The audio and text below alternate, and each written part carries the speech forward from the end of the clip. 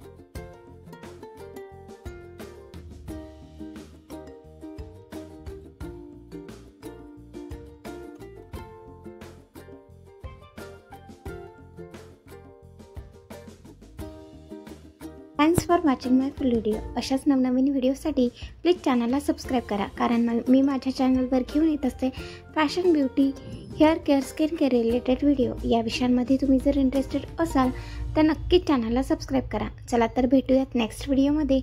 तोपर्यंत goodbye, take care, bye.